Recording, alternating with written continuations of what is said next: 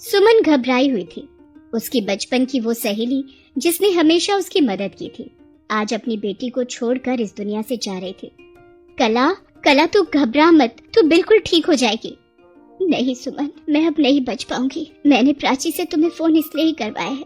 सुमन, मेरी प्राची मेरे जाने के बाद इस दुनिया में बिल्कुल अकेली है। इसके लंबे कद के कारण कोई लड़का इससे शादी को हाँ नहीं कहता। पता नहीं मेरे जाने के बाद मेरी बच्ची से कौन शादी करेगा। कला, तेरे मेरे ऊपर बहुत एहसान है, तू चिंता मत कर। प्राची मेरे घर की बहू बनेगी। मैं अपने छोटे बेटे अजय से प्राची की शादी करवाऊंगी, मैं वादा करती हूँ। पर तू बिल्कुल ठीक हो जाएगी कला। और देखना, हम दोनों सहेलियां मिलकर अपने बच्चों की शादी करेंगे। आप दोनों ये कैसी बातें कर रहे हो? माँ, आपको कुछ नहीं होगा। आंटी जी माँ को बोलिए ना कि ऐसी बातें ना करे। माँ, आंटी जी देखिए ना, माँ कुछ बोल नहीं रही। डॉक्टर जल्दी आइए, कला कुछ बोल नहीं रही। I'm sorry, she is no more. Aunty ji, मेरी माँ मुझे छोड़कर चली गई। मैं किसके सहारे जीऊंगी? किसे माँ बुलाऊंगी आंटी जी? प्राची, मेरी बच्ची चुप हो जा। देख, मैं भी तो तेरी माँ जैसी हूँ। आ मेरे कलेजे से लग जा मेरी बिटिया, चुप हो जा। कला, मैंने तुझसे जो वादा किया है वो मैं जरूर पूरा करूँगी। सुमन अपने पति को फोन पर सारी बात बताती है और अगले दिन की ट्रेन से प्राची को लेकर मुंबई आ जाती है। माँ जी, ये आपकी चाय। ये लो प्राची, तुम भी चाय पी लो। सुमन, हमें अजय से इस बारे में बात जल्दी ही करनी होगी। किस बारे में बात कर रहे हो माँ जी? वर्षा बहू, हम अजय और प्राची की शादी के बारे में सोच रहे हैं। माँ जी, अजय भैया कभी भी प्राची के साथ शादी के लिए नहीं मानेंगे। आपने देखा है, वो हद से भी ज्यादा लंबी है। हम सबके बीच खड़ी होकर वो कितनी अजीब लगेगी। वर्षा, तुम अपनी जुबान बंद रखो। मेरा अजय मेरी बात को नहीं टालेगा। शाम को अजय ऑफिस से आता है तो सुमन अजय से बात करती है। माँ, आपने क्या कर दिया? आपने उसकी कद काठी देखी है, कितनी लंबी है वो। इतनी लंबी लड़की से शादी करूंगा, मेरी हाइट भी उससे कम लगेगी। लोग मेरा मजाक उड़ाएंगे। अजय, पहन ओढ़ कर प्राची बहुत सुंदर लगेगी। तू नहीं जानता, प्राची की माँ कला ने मेरी एक समय में बहुत मदद की थी। और फिर मेरे वचन का तू मान नहीं रखेगा? बड़ी मुश्किल से अजय शादी के लिए मान जाता है। अजय और प्राची की शादी की रिसेप्शन पार्टी चल रही थी। उसके सभी दोस्त आए हुए थे। अजय, इनसे मिलो, ये मेरी वाइफ शीतल है। चल यार, तेरे और भाभी जी के साथ एक फोटोग्राफ तो खिंचवा ही लेते हैं। माफ कीजिएगा अजय जी, ये प्राची जी कैमरे में नजर नहीं आ रही हैं। प्राची जी, आपको थोड़ा झुककर खड़ा होना पड़ेगा, या एक काम कीजिए, आप कुर्सी पर बैठ सकती हैं, तब आप नजर आ जाएंगी। अजय, मेरे दोस्त अच्छा है। अब तुझे छत पर जाना हो तो बस भाभी जी को खड़ा कर देना है और उन पर चढ़कर सीधा छत पर पहुंच जाना भाई। सीढ़ी की भी जरूरत नहीं पड़ेगी भाई है। अब तुम लोग एंजॉय करो, मैं भी आता हूँ। अजय गुस्से में अपनी माँ और पापा के पास जाता है। आपने मेरे दोस्त यारों के बीच मेरी इंसल्ट करवा दी है। प्राची की हाइट इतनी लंबी है कि सब दोस्त मेरा मजाक उड़ा रहे हैं। वो कैमरे में भी फिट नहीं आ रही है। देवर जी, और मानिए माँ की बातों को। मैंने तो पहले ही कहा था, मेरी छोटी बहन मुस्कान आपको बहुत पसंद करती है। आपको उससे शादी कर लेनी चाहिए, पर आपने मेरी बातों को सुना ही नहीं। इसीलिए आज आपको ये दिन देखना पड़ रहा है। वर्षा बहू, ये कोई टाइम है ये सब बातें करने का? और अजय, प्राची तुम्हारी पत्नी है, उसका मान सम्मान करना तुम्हारा फर्ज है। वो देखो, स्टेज पर बेचारी अकेली खड़ी है। तुम सब यहीं रहो, मैं और तुम्हारे पापा ही स्टेज पर चले जाते हैं। सोनू, पिंकी, अपनी चाची को तंग मत करो। और भी मेहमान फोटो खिंचवाने के लिए खड़े हैं। कोई बात नहीं भाभी, बच्चे मुझे तंग नहीं कर रहे हैं। वर्षा बहू, बच्चों को अपनी चाची के साथ एंजॉय करने दो। तुम क्यों परेशान हो रही हो? कोई तो है जो मेरी बहू का मन लगा रहा है, वरना तुम सब तो स्टेज से उतर कर इधर उधर हो गए।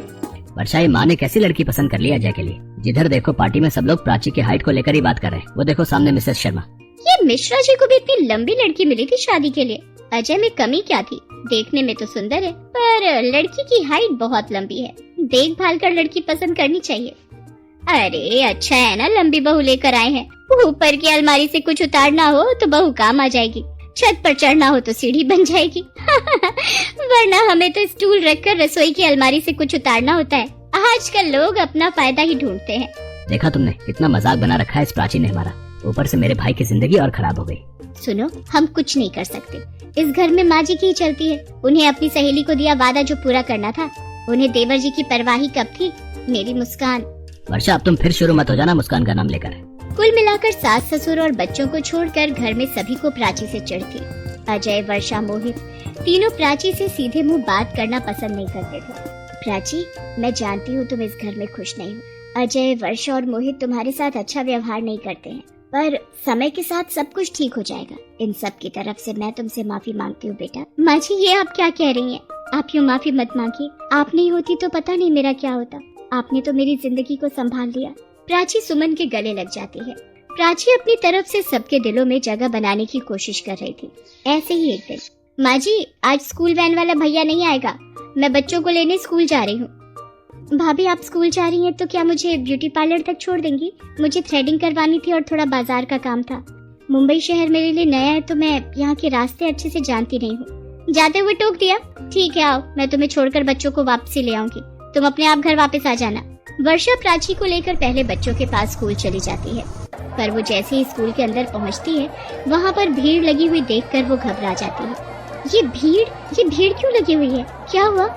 फर्स्ट फ्लोर पर एक छोटे बच्चे ने गलती से वॉशरूम की कुंडी लगा ली है और अब वो वॉशरूम की कुंडी नहीं खोल पा रहा है। वहाँ से बाहर आने का एक ही रास्ता है, खिड़की जो बालकनी की तरफ खुलती है, पर वहाँ भी जाने का कोई रास्ता नहीं है। वर्षा जी, आपका बेटा सोनू ही तो वॉशरूम में बंद हो गया है। हम सब बहुत देर से परेशान हैं। ये लीजिए, पिंकी को आप पकड़िए, बहुत देर से रो रही है। फायर ब्रिगेड को बुलाया गया है पर उन्हें आने में समय लगेगा और हमारे पास इतनी लंबी सीढ़ी नहीं है कि बच्चे को बालकनी की खिड़की से नीचे उतारा जा सके। क्या? मेरा सोनू वॉशरूम में बंद हो गया है? मेरे बच्चे को कोई बचा लो, वो रो रो कर परेशान हो रहा होगा। मैम, आपके स्कूल में इस वक्त जो भी सीढ़ी मौजूद है वो मुझे दे दीजिए। प्राची, तुम क्या करने वाली हो? मुझे कुछ समझ नहीं आ रहा है। सब टीचर्स और पेरेंट्स प्राची को देखते रह जाते हैं। प्राची एक सीढ़ी पर चढ़कर ऊंची बालकनी में पहुंच जाती है। प्राची लंबी थी इसलिए वो ऊंचाई पर चढ़कर बालकनी तक पहुंच गई और उसने किसी तरह बालकनी की खिड़की खोलकर सोनू को सुरक्षित निकाल लिया। स्कूल का स्टाफ और पेरेंट्स प्राची की बहुत तारीफ करते हैं। प्राची जी, आप सचमुच बहुत हिम्मत वाली हैं। मैं आज ही अपने स्कूल के सारे स्टाफ के साथ एक मीटिंग रखूंगी और ऐसी गलती दोबारा ना हो, इस बात का पूरा ध्यान रखा जाएगा।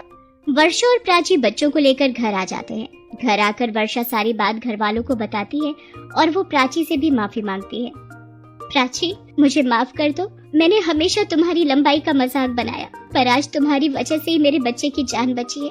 मुझे माफ कर देना। भाभी, प्लीज आप रोइए मत। देखिए, सोनू बिल्कुल ठीक है। मोहित और अजय भी प्राची को इतना गलत बोलने के लिए शर्मिंदा थे। उस दिन के बाद से